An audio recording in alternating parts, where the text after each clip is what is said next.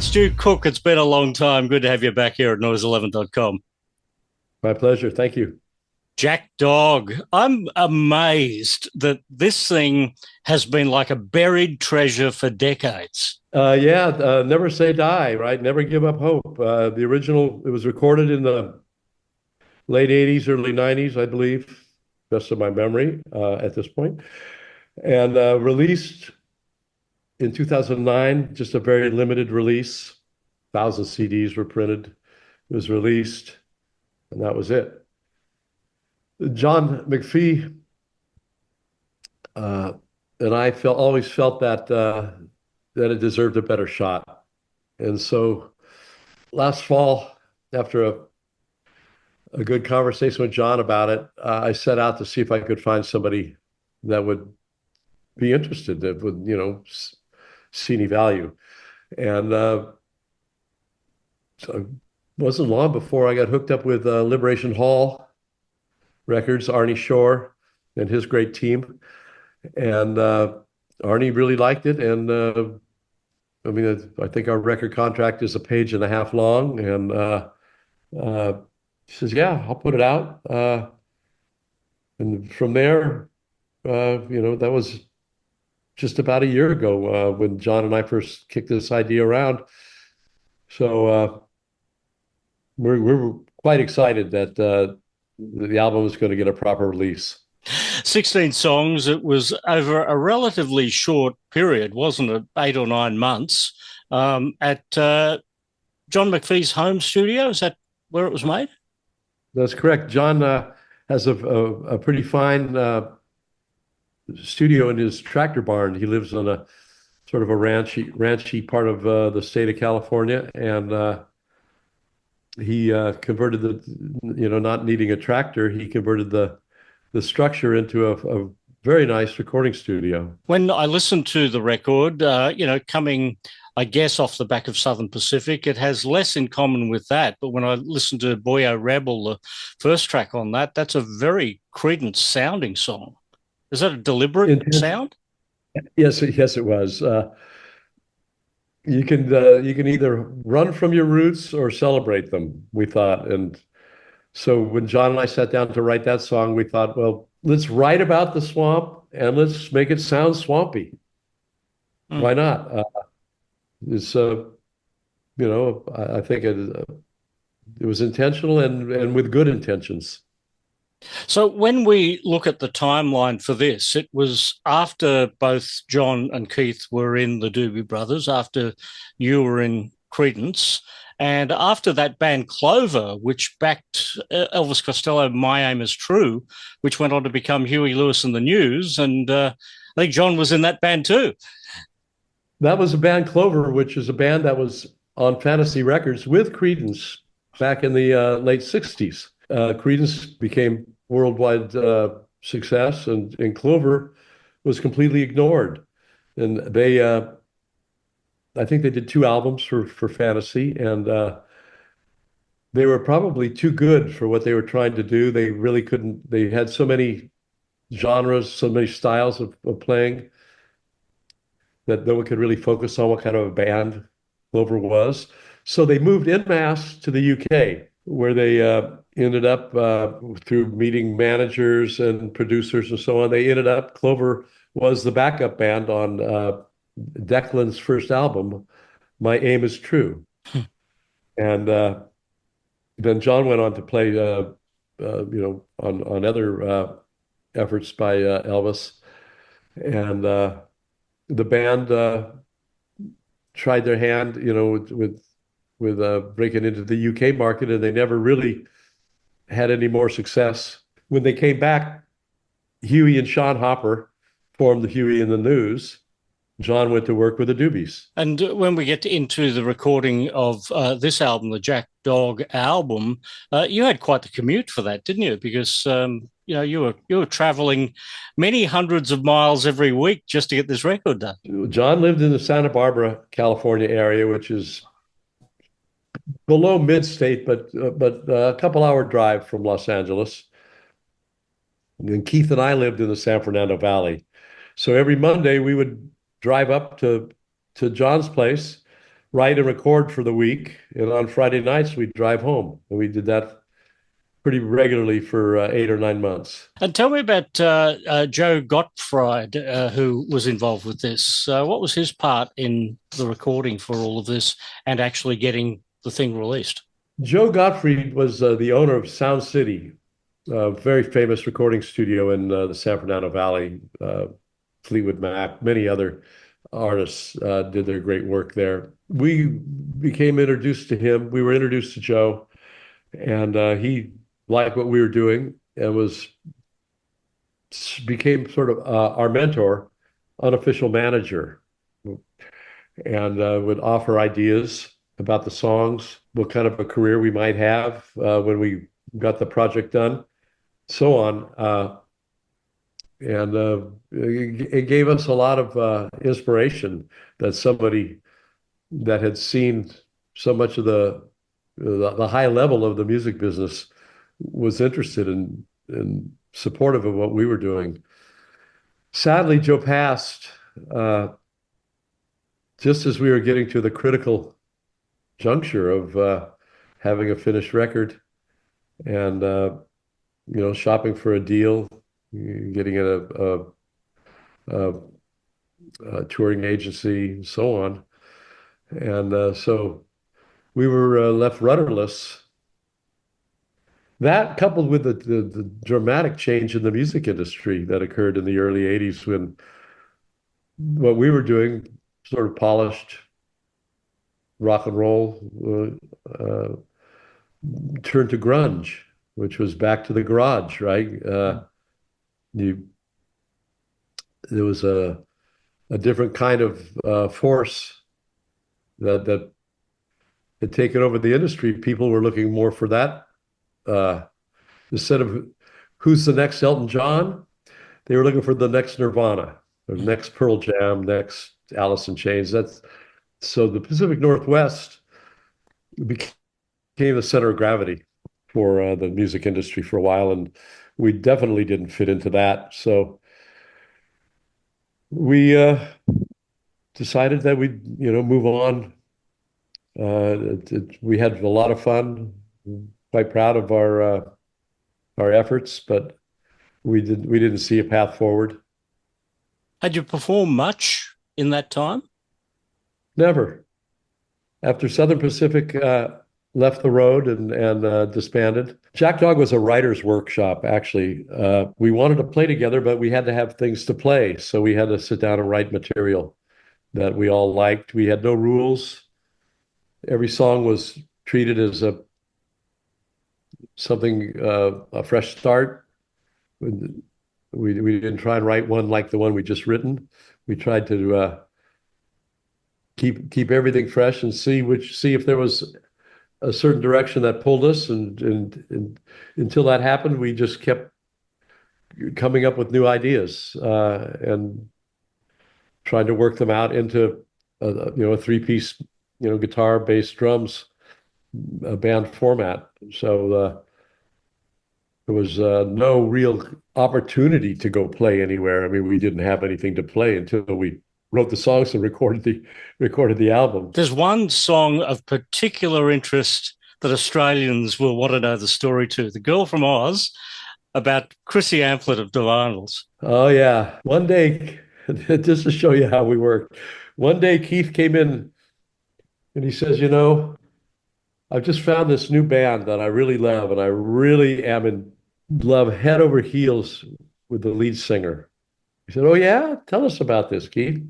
She said, "Oh, you've got to see their video on MTV. It's just VH1, whatever. She's just absolute knockout, net socks, beautiful gal. This is the kind of gal you want to, And so we said, "Okay, Keith, tell us more. Tell us how you really feel." And then he just started saying, "Well, these are the things that,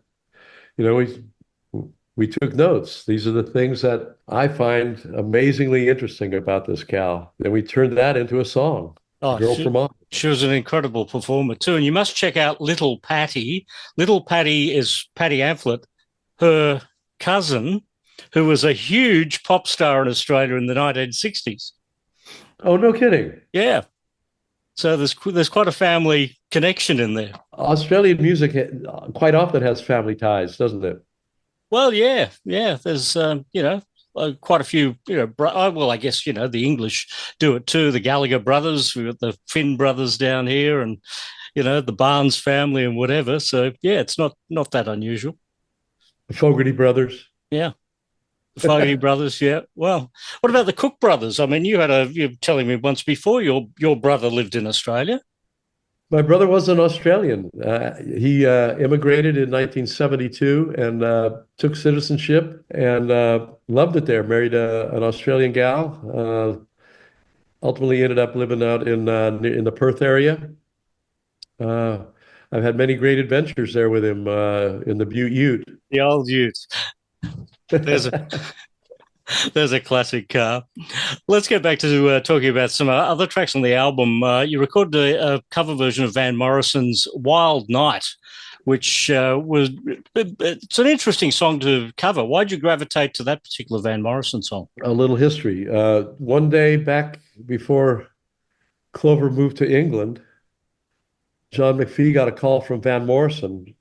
Van asked him to come play pedal steel on a song that he was recording for his new single. That single, which went on to become an international hit, was Wild Night. John plays a pedal steel, very critical upfront instrument in the arrangement, pedal steel on that hit song. Wild Nights Are Calling, that's all John's pedal steel. And it's a great song. I mean, Van Morrison had an incredible career, from Them to all of his solo work and on today. The hard part about recording that song is we couldn't understand what Van was singing because he's a well-known marble mouth. That's his style. He runs the words together, and of course with his Irish brogue, and just the style of speaking, that the difference from the UK to the US, phrasing and so on, phrases, idiomatic slang, so on. We had a hard time figuring it out, and that was pre-internet, so we really couldn't Google it anywhere. So we listened for a couple of weeks till we understood, we thought, what the words were, and went in and hit it.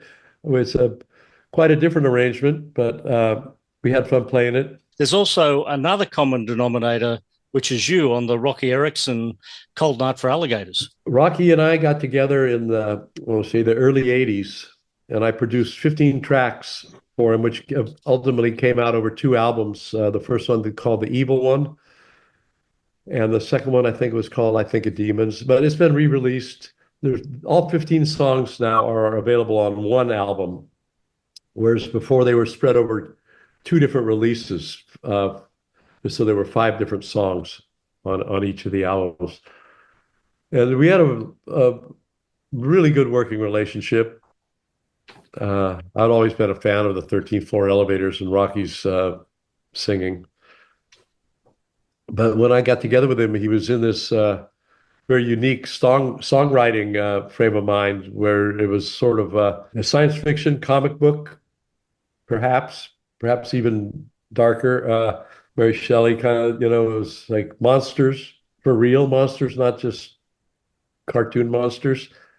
He was had a lot going on in his mind at that time. So working with him was a joy, and it was also quite challenging because he was undergoing, going through a lot of personal medical trials at the time. But we were able to find a good working relationship and get the album done. And one of the standout tracks is Cold Night for Alligators. Jump ahead a couple of decades, and Southern Pacific was just about finished. And Bill Bentley at Warner Brothers Records wanted to put together a Roky Erickson tribute album. And so he asked if we could contribute a track, and we picked Cold Night for Alligators, John, Keith, and I. And we thought, hey, this will be, there was sort of this the initial seed for Jackdawg. That we cut a rock track as opposed to a country track. It had a good sensibility that the arrangement came together to our liking, and it wasn't country, so we thought we should include it as well because it represented the new project that we were on. So these songs have never had the opportunity to be performed live with Jackdawg. What about with you and John? Would you collaborate, get on stage and bring these songs to life at any point? If we had the right drummer, we could do that. Keith passed in 2005, sadly. I think that the current drummer, Ed Toth, Doobie's brother, current drummer, expressed some interest in going on stage with us for these songs. So, haven't been on the road in 5 years. I don't know. Well, you do know how to get to Australia. You haven't performed here enough over the years, I must say. But, if we get the Doobie Brothers down in 2026, which the word is, maybe you could tag along and, do a few shows down here with John. Creedence Revisited played coast to coast in Australia, I want to say sometime in the early aughts, maybe. We started in Hong Kong. It was after 2009, so I'm guessing it would have been about 10 years ago. Oh, no, more than that. 2015, really? Yeah, you were down here with Elliot Easton. That's right. Okay, yeah, Elliot had left the band, but he rejoined us for the Australian tour. We played in Hong Kong, and then we came to Down Under and coast to coast, and had a great time. Did a lot of good shows, made a lot of good friends. Yeah, we could come back. Opening act for the... Yeah. Yeah. Good. Might I say too, Stu, that I was absolutely gobsmacked how good Creedence Clearwater sounded when you did those shows in Melbourne. The minute your bass plays, and that's also what, I hear on Bayou Rebel, that bass is so distinctly you. I pretty much found my niche, I think. Thank you. Is kind of that you think I have a recognizable sound and style. I always try and fit the song. I'm more at once the arrangement is sorted out, I focus more on the tone that will the space that the bass will take in the recording, which is every bit as important, I think, as the actual note played. I've never been a guy to that. I'm not a flashy player, right? I serve the song, but I think I'm probably better known for what I don't play rather than what I do play. When it comes to when people discuss my approach, my style, but that's okay. I've always tried to serve a song, and to me, Bayou Rebel just needed that back and forth, but it needed to be deep and thick to make it feel swampy, real swampy. When you did revisit it, it was all the tracks we wanted to hear and expected to hear, but some of the ones that we didn't hear that I was a bit surprised, Take It Like a Friend, Sail Away, and Door to Door, which were 3 songs that you did on Mardi Gras. Have you ever performed them live? I performed when Creedence Clearwater Revival last toured Australia in 1972. I was singing Door to Door in the show, if you could call it singing. It was that whole album, if I can digress for a second. That was an album that quite well might have been left unrecorded. At the time, Creedence was, after Tom left, Creedence was confused, breaking up or not breaking up. We decided to continue on as a trio, but John laid down all these ridiculous rules. He called it a democracy, but he made all these rules that we had to follow. So it really doesn't, the two don't fit together. We had to write and sing our own songs. He wouldn't sing our songs because his voice was a special instrument, he said. Well, that's all well and good, John, but it's the voice of Creedence.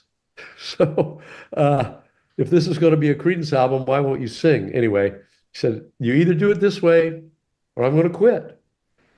And quite honestly, Doug and we didn't want to give up our band yet. If we'd have been older and more clearly understood what was unfolding and where it was headed, we probably would have not recorded that album. But because we didn't, we said, sure, we'll give it a try. We don't agree.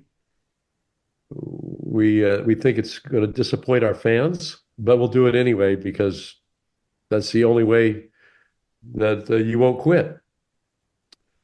So we proceeded to record the single "Someday Never Comes" door to door, and we toured. That was the album. Mardi Gras hadn't been recorded or fully recorded or released at that time that we toured Oz. But as we got back home, we finished it up, and out it came, and it was received mixed reviews, shall we say?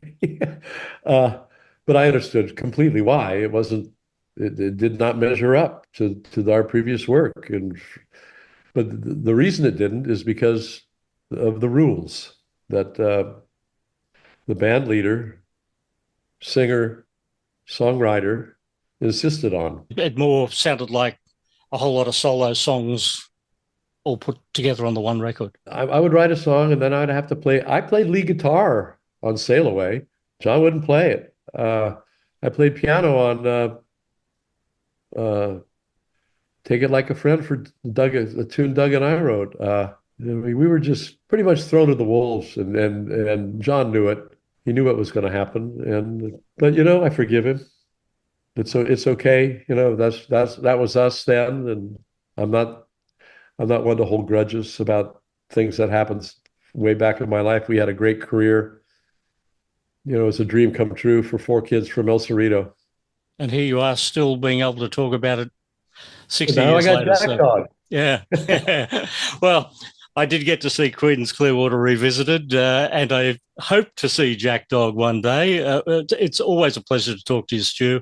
I've enjoyed our chats over the years, and one day get back down here. I'd love to. I still have family there. My brother's wife. My brother passed in 1990. I can't remember when. 90, I think. But I've still got my Australian family that I stay in touch with. Social media makes that helpful, easy to do. So yeah, we're in regular contact through those channels. Yeah, I'd love to. I probably wouldn't recognize your country now, but you wouldn't recognize mine either. All right, great to talk to you, Stu. Yeah, well, au revoir from Bordeaux.